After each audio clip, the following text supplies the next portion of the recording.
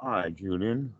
We're talking about the Four Noble Truths, and we had started with the second, uh, the cause of suffering. And in fact, the second noble truth, when we fully understand this, the second noble truth of how it's caused, and we look at these constituent components, we begin to see the profound nature of dukkha in the way that it is. Um, Using words like discomfort, Yeah, that drives the life of every human being all day long. yeah, It literally drives our life on a continuous basis. We very rarely have free will because most of our will is spent escaping the reality of our unsatisfactory feelings about the way things are. Okay. And that's trained behavior. We were trained into that quite naturally. In fact, we've got dogs here that are not in suffering nearly as much as most of the people. And they haven't, they don't know about the Four Noble Truths. They just weren't trained into being miserable. But if you lock a dog in a cage, that dog's going to be uncomfortable and miserable all the time, just like a lion in the circus cage, just, constantly stirred up, can't get out.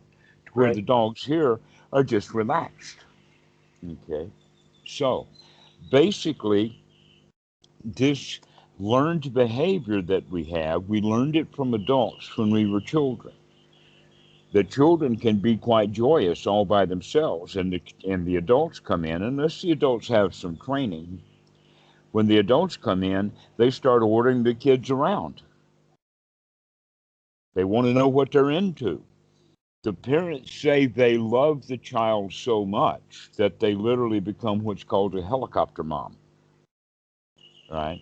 But that's not real love because love has a whole lot to do if you let us say that there's many different qualities of love to the point that it needs correct definitions every time it's being used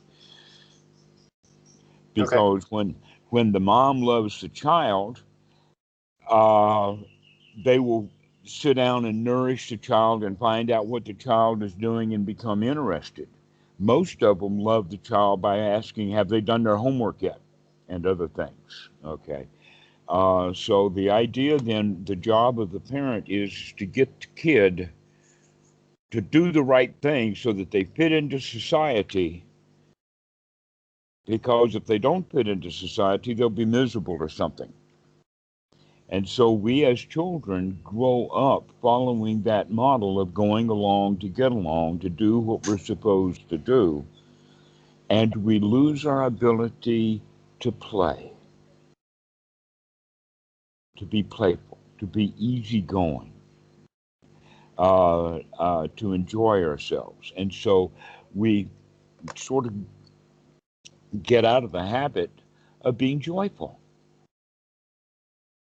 which means then that most of our behavior is um, predicated upon going around to avoid all of this mess that we've made of our lives rather than cleaning it up. So it's really important to understand the nature of suffering and what it comes to so that you can begin to say, darn, this stuff has been there all the time and I haven't looked at it. I haven't really seen it. And so this actually takes an investigation. Now, here's something that I have actually heard from a guy which I would normally have great respect for. He's actually a college professor. He teaches mathematics and he's into Buddhism very deeply, very deeply enough to travel 800 miles to go to an ordination of a Farang that he didn't even know, but he knew about the ordination. He had the invitation. Okay, so that's when I met him there. I don't even remember his last name, but his first name was Howard.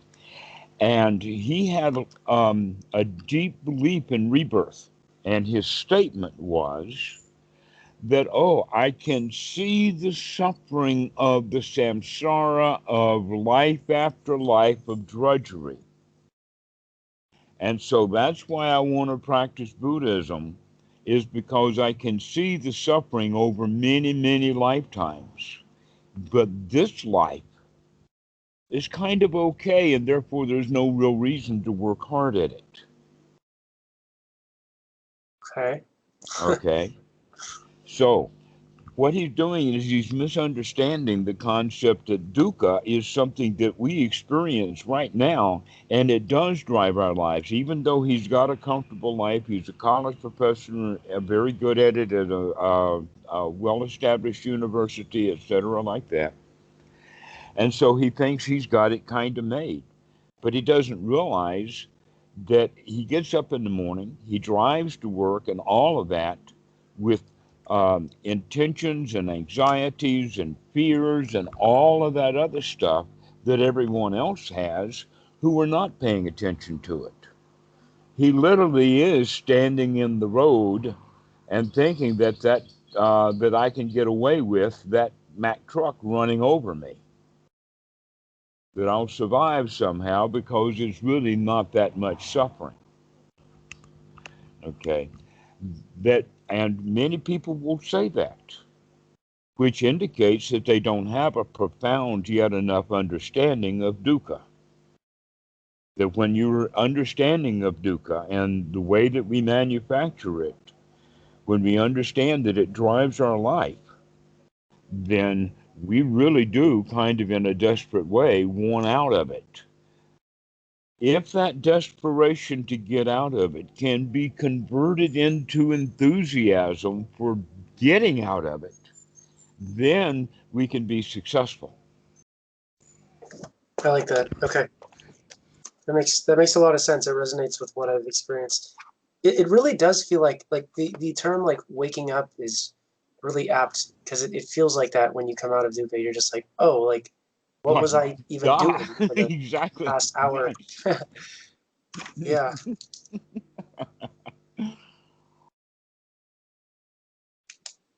So I don't know if this is, does that still happen to very like seasoned practitioners like yourself? Do you still have moments where you're just like kind of get lost in dukkha and then you're like, that might go on for, I assume maybe the interval goes down over time or something. Like for me, I can have like a whole day spent in it and I don't even realize until at night when I'm like, wait a second, what did I just do all day? Like, Okay, this is what brings in then the unremitting quality.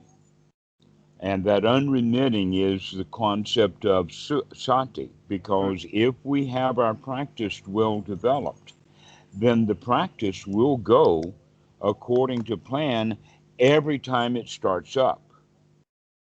In other words, when it starts up, we investigate the mind, we see that this, what I'm thinking about, is not worth thinking about. Let me throw that out and have a deep breath and relax, and everything is good, and there's nothing to do and no place to go, and I don't even have any reason to have thought about what I was thinking about to go. That whole sequence of events we develop as a habit, which basically is the practice of anapanasati, touching on step 9 and step 10 and step 1 and step 2 and step 3 and step 4 and step 5 and step 6 and step 7 and step 8, but not necessarily in that order. And in fact, I don't even talk much about step 7 and calling it step 7 of anapanasati, which is actually to make sure or to maintain that the thoughts are wholesome. okay. Okay. And then step 8 is the full understanding of how thoughts and feelings interoperate with each other, that they're conditioning each other. Thoughts and feelings. Thoughts and feelings, they Okay. work together. It's very difficult to have happy thoughts and angry feelings at the same time. You said without those feelings being affected. that was step 7, you said? Sorry? No, Or step 7 invest, keep watching to keep the thoughts wholesome. I see. All right, to keep looking at this Vedana, to keep looking at the feelings. That in fact, what we're doing is that we're bringing up the skill of piti and sukha, and then step 7 is to maintain that, Okay. piti and sukha. And then step 8 is when we begin to see how deeply connected. But anyway, getting back to the point about anapanasati being kicked off, that brings us into a happy state. It needs to be kicked off. And Okay. that's where sati starts. So if we have unremitting mindfulness, then it follows that we're going to immediately have and over the long term develop the skill of unremitting investigation. That when sati comes, when we wake up, we look at what's going on. We literally come into the senses and experience the reality of the here now, and also we investigate the mind. In fact, step number 9 could be said to be the very first thing, which is that sati and investigation, to wake up and to look at what the mind is doing. Okay. Okay, And then and step 10 that is in, sukha. and in the Satipatthana Sutta, it goes into the deeper explanation of that investigation then is the investigation of what's the state of mind. Is it bright? Is it sharp? Is it fit for work? What's the condition of it? Um, is it stable or is it restless? That kind of thing. To actually to watch and experience the mind, which is also at the same point of, is it got wholesome thoughts in it or not? And we could say that is the question then that could be the fourth tetrad or the Dhammanupassana, is are these, you know, am I letting wholesome thoughts arise and pass away and then be to let go of them, or am I going to have unwholesome thoughts arising and passing away that I do cling to? So everything is about sati. That's the point. We have to bring up sati, which means that's the skill that needs to be developed. And so we need to start taking on the development of that skill of sati to wake up, because it's only when we wake up that we can see the dukkha. And the more the dukkha that we see, the more glad we are that we're not in it right now. That we become gladdened and happy that, well, I'm glad I don't have to have those kind of thoughts. Okay. And so, have we talked about, I don't think we have, about the hindrances We in have, the sense yes. of uh, um, being out of debt, being out of jail. I think we have, yeah. Okay. So, when we recognize that coming out of the hindrance is, in fact, like coming out of a long journey, because the mind has been wandering all over the place, never resting, never coming to satisfaction, never reaching home, and always carrying the burden of whatever it is that we're worried about. And then we can wake up. We can say, hey, wait a minute. There's an oasis right here. Why should I be wandering around in the desert of the mind when I can sit here and be happy and cool instead? And so this is the way that we look at it. Or why should I be in the prison of the mind, of that restless mind, spinning and spinning and spinning, when I can be free from that? I can get out of jail. Or generally, what we have is when we have thoughts, that means that we owe someone something, that we haven't completed our job yet, that there's still more work to do. Uh, well, when we wake up to anapanasati, we can throw that thought out as if we just paid that debt. I don't have to think about that right now. I don't owe anybody anything. And I can be happy and content right now. So this is the way that we begin to practice, and as we do, it works together like this, in the sense that the more often we wake up, and the deeper we can see when we do wake up upon an investigation, then the clearer we understand and see dukkha. And the more we understand it, and we also understand that I've got a tool now to come right out of it. So we become greatly appreciative of the Dhamma that we do, not only have it, but in fact, the deeper into the Dhamma that we go, the more we see dukkha as something to be avoided in this moment, and that it's worth the effort to take to get out of it. I'll almost say at all cost, except that there's no cost. We just wake up and come out of it. When we think of it as we got to get out of suffering at all costs, well, what's the cost? That sounds like dukkha. So basically, we should say that once we wake up and see the dukkha, we come out of it at no cost because there's no cost to it. It's a matter of just dropping it or setting it down. But in fact, there is a tiny little cost that we can talk about. But it's certainly not dukkha, getting rid of dukkha at all costs. But there is a tiny little cost, and that is the right effort that's put in to come out of it. But as we gain skill, as you've noticed, it's easier to come out of it because we're developing right effort as a skill. And when we understand it as a skill that's in development, that it actually becomes energetic. But in the beginning, it's a lot of work. Here's an example of that. The 90-pound weakling, or the guy who goes into the gym the first time, he picks up a 5-kilo dumbbell, and it's heavy. Okay, that's what, 12 pounds, I think, something like that.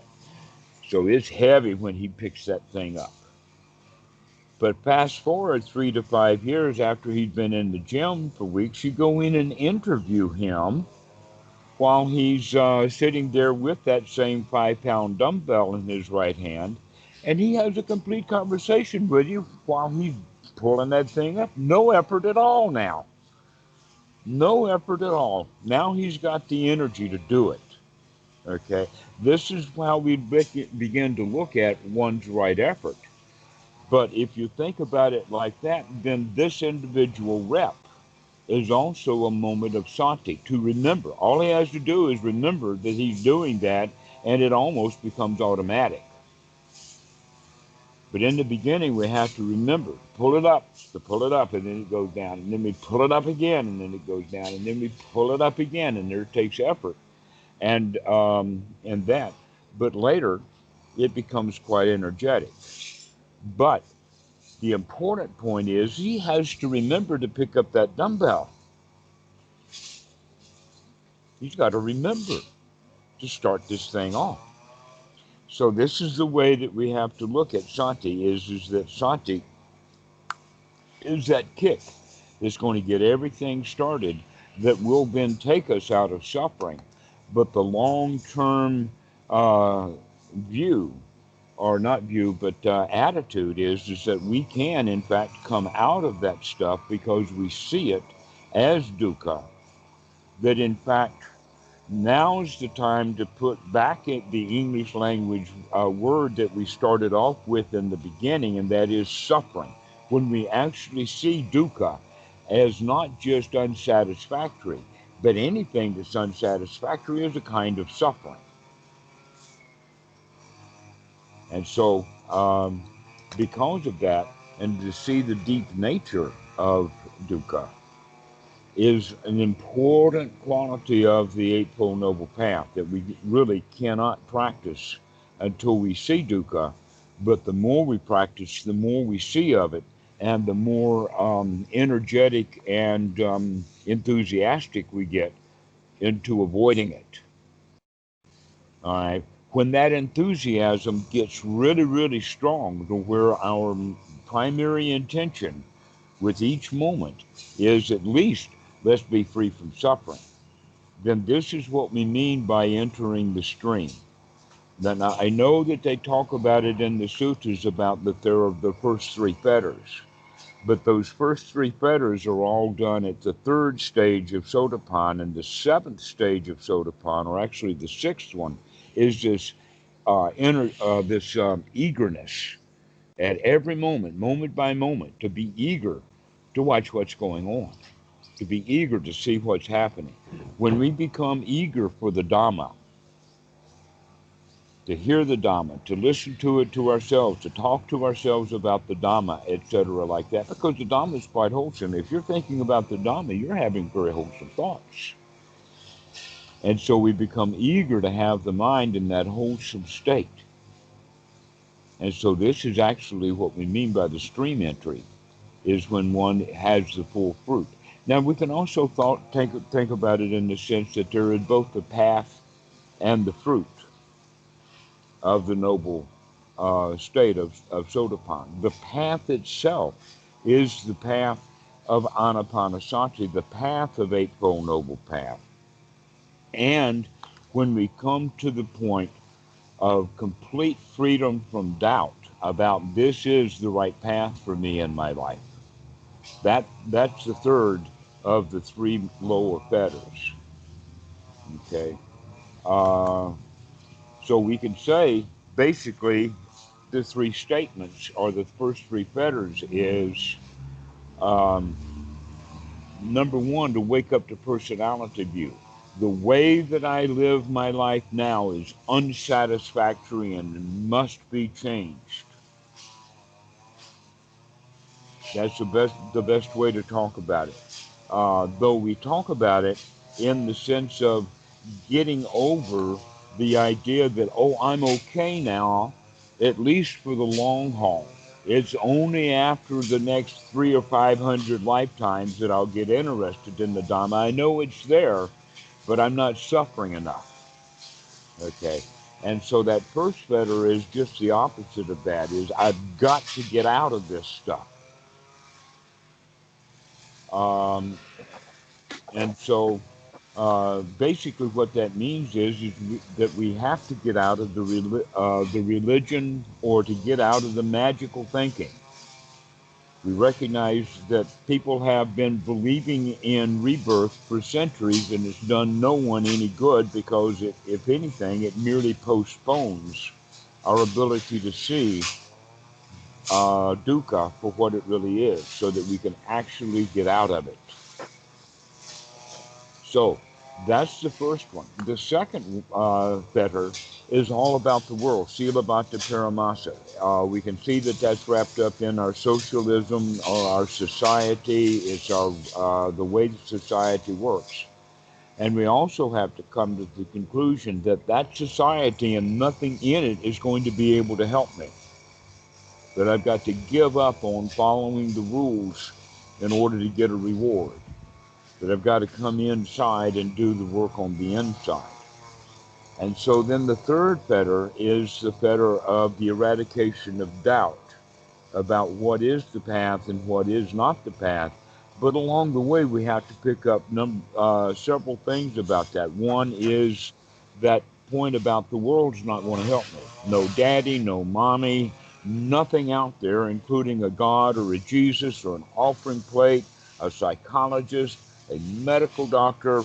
No one, not even a guru or a meditation teacher, is going to get you out of your own crap. That's a major, major question that we have to understand, that we have to, in fact, rewrite our rule book. But that's really easy to do once we erase or throw out the old rule book. And you know the old rule book is pretty heavy, pretty hefty. In fact, they say I've heard that just the IRS regulations run 80,000 pages. Oh my gosh. So how big is your own personal rule book, right? The answer is we don't care because out it goes. We're going to rewrite the rules. And what is the rewriting of the rules? This Four Noble Truths, the very dukkha, dukkha, nirodha. That's going to be the new rule book. And that's all we need is dukkha and coming out of dukkha and the Eightfold Noble Path, to see it, to come out of it, to recognize that we're out of it, and appreciate how we got out of it. That's the Four Noble Truths. So in the beginning, it starts out as a concept, then it becomes intuitively obvious as we're practicing. And later, it's the only thing that's left. And so these are the three fetters. When there's nothing left but this is it, the Eightfold Noble Path and the Four Noble Truths is the way to go, and nothing else will work. That's when we step in from the step of the path of Sotapan into the actual fruit. We've got it now. We fully recognize I've got to get out of this dukkha. Let me do that energetically and happily. If I do it from the sense of, oh, I've got to get out of it, well, that's just more of it. Yeah. That's what I was doing before, like, months ago or whatever. Mm-hmm. And so I very much appreciate that Ajahn Sumedho has made a point of these three levels of understanding the Four Noble Truths, because it's at this deep level of understanding that actually means when you've got that, you are at the state of Sotapan. Mm-hmm. That's really getting the Four Noble Truths. You've got it. You've got it so strongly and so profoundly that there's really nothing else of much value anymore. And also your average, let us say, knowledgeable individual. A good friend of mine, Ajahn Dhammarato, he's English, been a monk for about 27 years now. He came to Wat Suan Mok literally the year that Bhikkhu Buddhadasa died, and he's been there ever since. And he and I have talked about it in the sense of that the Dhamma, actually, the whole Dhamma, is very small. It's not very big. It's just one thing. And he and I will go on and on about that. This is, I mean, it's just, this is it, it's my whole life now. But it actually is very simple if we can understand it that way. But it always has to do with this unremitting quality of sati. That when we don't remember, then we're not on the path. When we remember, the whole thing kicks into gear, and there we are again. We're back in the Dhamma. So basically, you could say that all we have to do is to practice these skills to get them up to scratch, so that every time we remember, we're back in the Dhamma. Now, here's the point. That period of time that you were not in the Dhamma, when you were forgetful, let us say when you were having an argument about Aunt Susie, and that went into an email that you had to write to Aunt Susie about all of this argument, and then you said, well, I've got to write, before I do that, I've got to write Uncle Joe about this before and see what he says, and so now I'm off into it, and you know how that goes. We'll go from one dukkha point to the next, to the next, to the next. It doesn't matter how long that lasts. The question is, when you wake up, there you are again. I'm out of it now. Congratulate yourself. You've been in the desert, and now you've remembered to come home. That's what we mean by the unremitting quality of it, is that we don't just let it lapse. And a lot of students, when they start practicing meditation, they let it lapse. There's actually certain periods of time that they do that. And one of them is when they get successful. In fact, there's an interesting talk that I just had with Matt about four talks in a row about getting ready to go on a personal week-long retreat. Last minute preparation. Then he goes on the retreat. He comes back high as a kite. Wow, is this wonderful? Next call, keep going like that. The next call, he's back in misery again. Why? Because he let that high as a kite be the solution to the problem rather than just more of the same. And keep practicing and keep practicing. So that's one of the times when the students will actually quit practicing, is when they become quite successful at it. But if the main point is not to be successful at the practice, but rather to see dukkha, then we're going to be on guard. That's the whole point, is to learn to be on guard for the dukkha so that it doesn't come back once we get I see. ourselves into that state.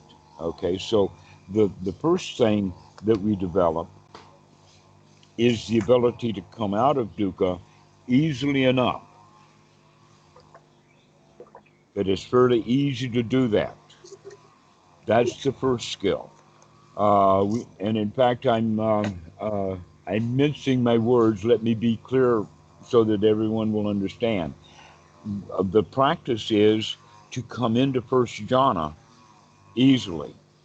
All we have to do is remember and take that deep breath. We're back into it again. We develop it as a skill to come into it.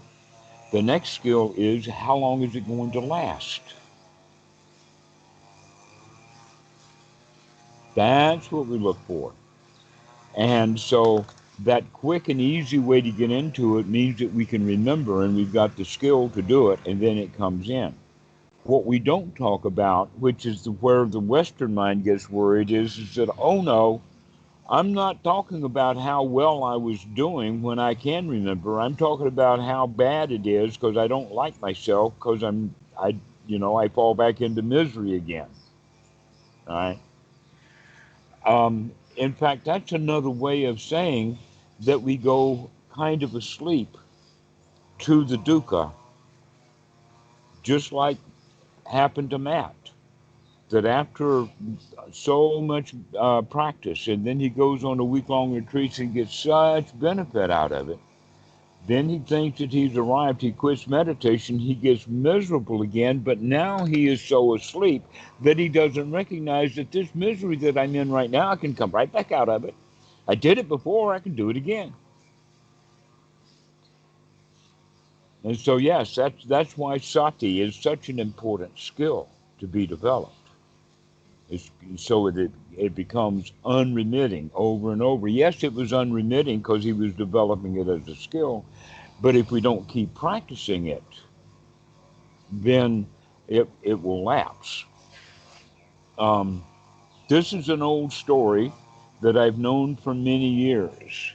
It's a story about Arthur Rubinstein, who was a very, very famous classical piano player back in the 70s. In fact, he was quite old by the 1970s.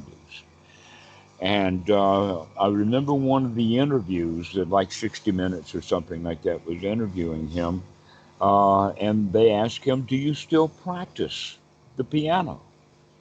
Now, he's been a world star. He's been on the stage. I mean, he's done one concerto after another in front of one major philharmonic orchestra, one after another. And this interviewer has the gall to ask him, do you still practice the piano? And his answer was so funny. He says, if I miss even one day of it, I'll notice it. And if I miss 2 days of practice, the housekeeper will notice it.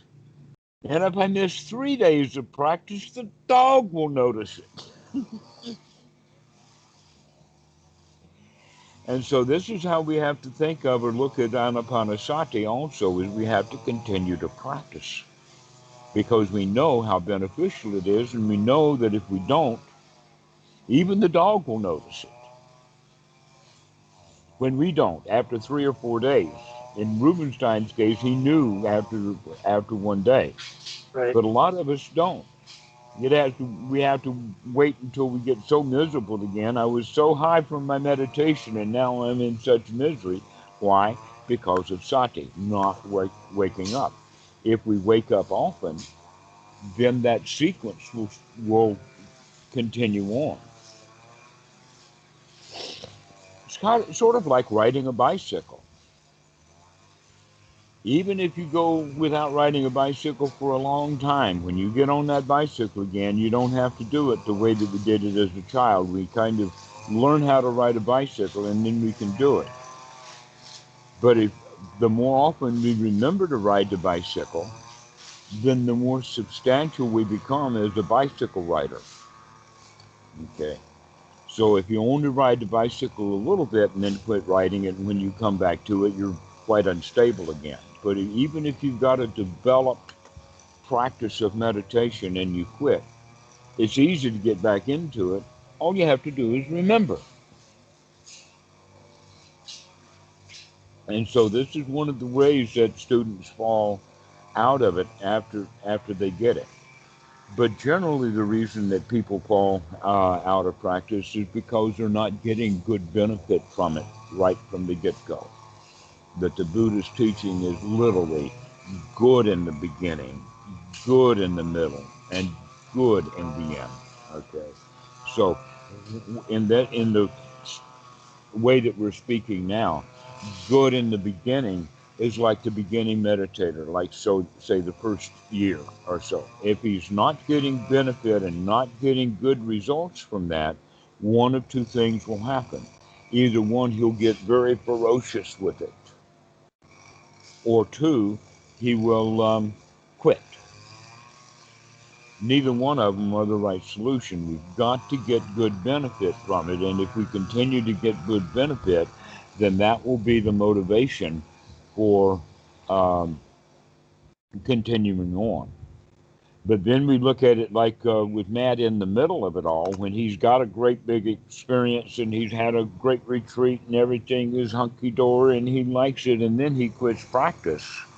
That's when it proves that we have to continue on.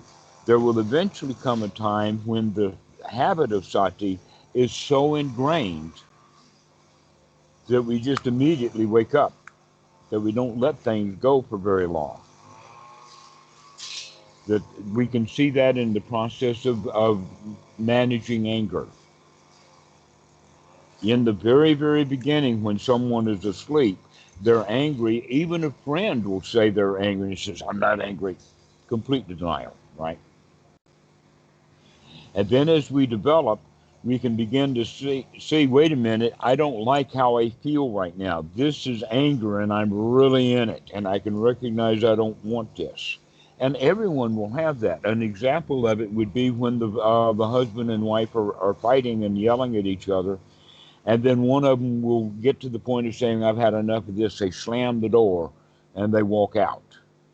We know that happened in last night's or the night before's debate when Biden finally just had enough of Donald Trump. It's like, I'm out of here. And so did Chris Wallace. Let's take a break. We're out of here. Gotta go. All right. That's when we're deep into it, and we still wake up. I've had enough of this, and so we leave. Later, as we begin to practice deeper and more, we begin to recognize before it goes too long. Let us say after 3 or 4 or 5, maybe 6 or 7 exchanges. Yeah, yeah, yeah, yeah, yeah, yeah, yeah, yeah, yeah, yeah, yeah. Wait a minute, I've had enough of this. It doesn't keep going on and on for 80, 90 minutes. Um,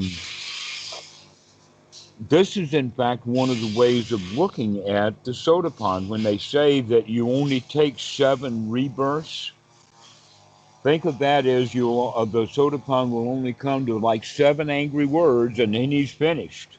He's had enough of it already, enough of this angry self. So then, as we practice more and more, we get down to the point of, I see the anger as it arises and comes up, but I don't let it out. This would then be the state of the anagami, to where he doesn't return to the anger. He doesn't express it. He doesn't put it out. He's able to keep it and manage it within. Now, that doesn't mean what they talk about repressing anger or he's sitting there seething. No, he recognizes the anger and gets rid of it before it comes up to the point of yelling. This is what we mean by that, okay? But it still will come up Right. and it's caught, okay? And then he takes a deep breath and throws it back out. Later, we will say, oh, that stuff used to make me angry. I remember how angry I used to get when that stuff would happen. And then finally, we notice it, but it doesn't even register. I used to get angry about that. It's like, oh yeah, I been there, done that. No problem. Okay, so these are the various stages that we'll have with relating to dukkha. So that it seems like the unskilled, ordinary person will just let it go on and on and on and on and on. But the sotapan is the one who brings it to a stop fairly early with the intention of catching it even quicker and quicker and quicker to where it doesn't even manifest. And then later, it doesn't even arise. And then later, we don't even remember that it arose. Just forget about it completely, right? And so this is the way that we see as part of the process that um, comes from the original intention of seeing the dukkha and getting rid of it. And that sati is that point. Okay. Where does the sati arise? Does it arise after an hour of conversation with Donald Trump? Does it arise uh, after a couple of exchanges? Does it arise with the first word? Sati. Does it arise when the feeling arises so that the feeling doesn't even get an expression of one loud word? Yeah. How I've fast is noticed that. that sati? I've noticed that a difference in myself and how often it arises. I mean, so that's good progress, I guess. Rough, rough. Dukkha, the other dog, is over there barking, and Lucky under my feet is about to go check it out, and I've got her, put her Wait, in the dog's jail. name is Dukkha? You hear the dog barking? Yeah. Yeah. Oh my gosh. Lucky wants to take off and go over there and get involved, and I won't let her go. I've got her right here. I captured her with my legs before when she started to get up.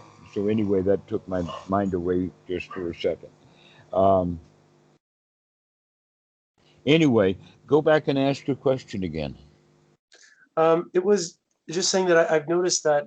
So something that used to happen to me a couple months ago was that I would kind of go about my work days and a lot of dukkha, and then every night it was always at night I would kind of like sit down to meditate, and then that's when I would kind of come out of it. But I've noticed now that it's like much more often.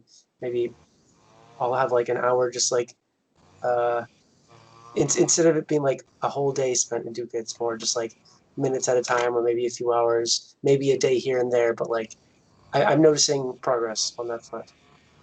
All right. So this means that you're about the stage of taking your practice off the cushion and into life. Now, this is a stage that I generally call performance. It's kind of like the child doing a recital, their first or second recital, right? They've been practicing, practicing, practicing for this, but Mhm. now they're on stage. Now the spotlight, okay? Well, that's the kind of the way that we are all day long in the world, that we're on stage or we've got to perform, etc. But really, what we need to learn to perform is that which we have been practicing. And so we need to start bringing the sati throughout the day. One of the jokes to say is that, oh, you've been meditating once a day, every day for, an hour every day after day, month after month, maybe year after year. That means that you've got 1 hour of sati and 23 hours of hindrance. Is that it? Right. Which is going to win that contest? The old established hindrance that gets most of the airtime, or this little budding sati? The hindrances. Right. The hindrances win every time. We need to start developing a practice so that we can um, use mindfulness throughout the day. And there are a lot of tricks to do that. The Satipatthana Sutta has some mindfulness tricks. This is, Okay. by the way, what walking meditation is really all about. Is that whenever you're walking around, but in the time of the Buddha, they were barefoot, which meant that they had to watch where they were going. A lot of monks do also. Many monks will walk around the temple, but they'll only put on shoes very rarely, because even when they're going on Bendabat, when they go out, that's the main time that they go out of the temple. And so they spend a lot of the time barefoot. Here, I'm not allowed to go to town barefoot. I've got to wear shoes. And so I wear shoes about once a month.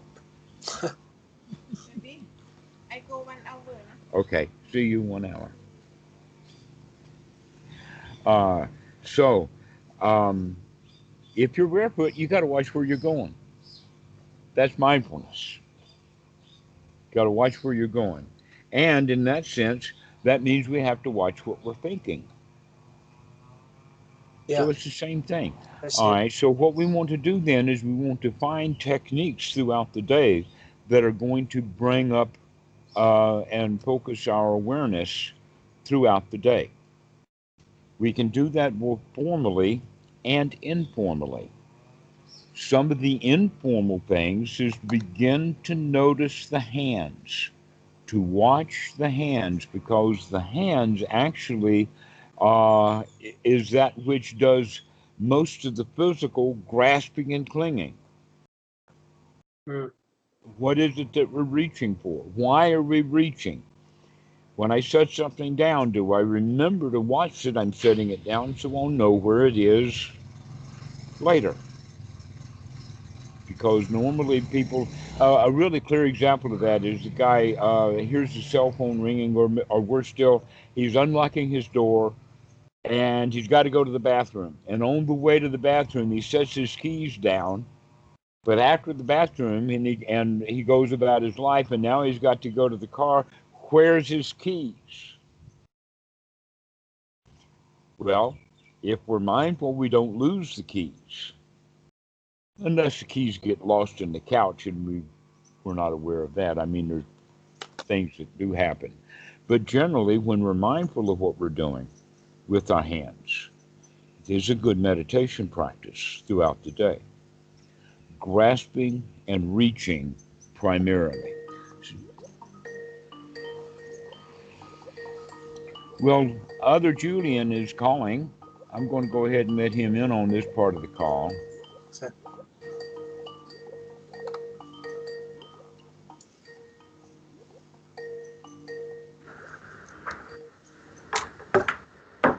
Hello? Can you hear me? Yes, hello, Julien. How are you? hey man, nice to see you again. Hey, Julian, how are you? Pretty good. That's unusual. Two guys, two calls in a row calling at the same time. Both named Julien. We planned it. Yeah, I mean, I think Young would call that Um, a synchronicity or something like that. Exactly. Yes. all right. So we're actually talking about today bringing sati into um, one's daily practice throughout Okay, the day. okay, And that the number one thing that we're going to work on for the rest of this talk is what are we doing with our hands as a form of waking up.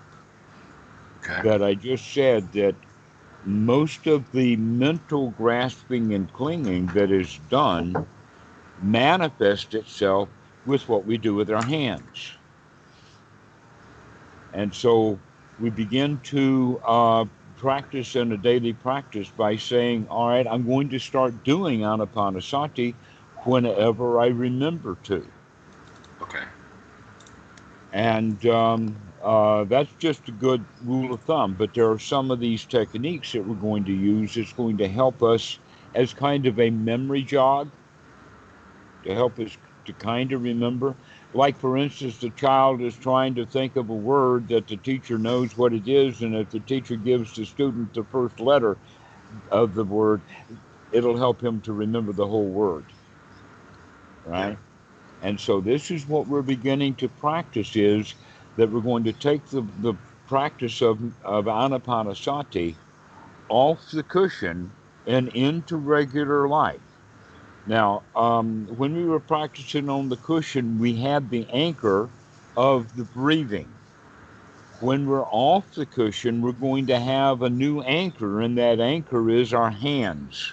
Still part of the body, but what our hands are doing. And a most important one would be that if your hands are going to touch your face, you should do that consciously. Okay, we're not saying you cannot ever touch your face. We're saying that you're not going to absently minded touch your face. That was, by the way, quite conscious, but I did it as if it were unconscious just to give you an idea of what I'm talking about. Okay. That you begin to make all of your hand movements, especially those associated with the face, very consciously. There's one right there. Uh, Okay, that was actually unconscious. it was unconscious. You're right. Yes. And so we're now going to start bringing all of the hand movements up to a level of consciousness. And one of the ways of doing that is by each individual, and I'm not giving you this rule, I'm giving it an example, that we will say, all right, I'm not going to touch the face, which means that if I do touch the face, that is going to be an anchor for me to wake up. Okay. Also, there's another one, and I'll use this as an example. You can see this thing floating in my hand there now. And so imagine that that's on a table. What we're going to do is we're not just going to go get it the way that we do things ordinarily, unconsciously. We're actually now going to do things very specifically, and watch the way that I'm putting this thing back down. Okay? When we're going to touch things, um, here's, let me say it this way. In the old Dracula movies, just as Nosferatu or Dracula is just about to get that bite into the neck, you can see the hands move like that. Okay, it's a gesture. Begin to develop that gesture for yourself, that you open your hands wide, and then when you touch something, what's the first touch? What's the very first thing that you touch with your hands? You're going to touch perhaps with the thumb or perhaps with this finger, but notice whenever you're grasping something that you're going to curl your fingers around something, and you're going to notice each of the fingers and what they're doing. When you pick something up and move it, you're going to start moving slowly. So the whole idea is to slow down and start paying attention to the sensations and the touch and what the hands are doing. There's actually a Pali word for this, it's well known. It's called mudra. Mu is the word for hand. Mudras means, they say it means hand posture, and that's what it means. Mudra is how you're drawing or moving your hands. And there's many of them that have particular meanings. One of them is what they call touch the earth, which is when the palm of the right hand is laying over your knee, and that you can then use this index finger, or the long finger, to touch the earth. If you get to a state where you think that you're floating or flying in the air, then this touch the earth with that index or with that middle finger is the way of the Buddha, so that you don't have to open his eyes or come out of that state, but just to remember that we are, in fact, solid. We are under the influence of gravity. Here we are. This feeling of floating in the air or growing to be 60 feet tall is just a sensational delusion. Okay, so that's one of them. Another one is when the hand is out like this. You've seen many statues with this palm hand stretched forth. The idea is that energy is coming out of the palm of the hand. So the place that we put our awareness or attention is right there on the palm of the hand, like as if you were radiating loving kindness or something, and allow that the palm to get very warm. Think of it as hot hands. That this is there's also healing in that, in the sense of laying on of the hands, but the hands that are to be laid on, you have to be completely focused on those hands. By the focusing of the mind, you are actually going to bring more blood into the hands, more energy into the hands. And so this is why they call it hot hands, or the warming of the hands, because we're paying so much close attention to them. Mm. Then there is this one. You've probably seen this one too. All right. The important point is right here, between the fingers and the thumb, between the finger and the thumb. When they touch, which do you sensate first? Are you aware that the thumb is touching and feeling the finger, or are you aware that the finger is feeling and touching the thumb? Or does it happen together and it's difficult to discern?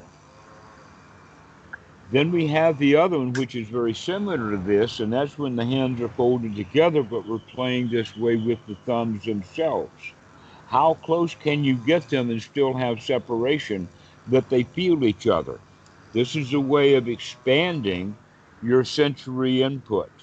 In other words, the thumbs don't actually have to touch for you to begin to notice that they're getting close enough that you can sense the other thumb.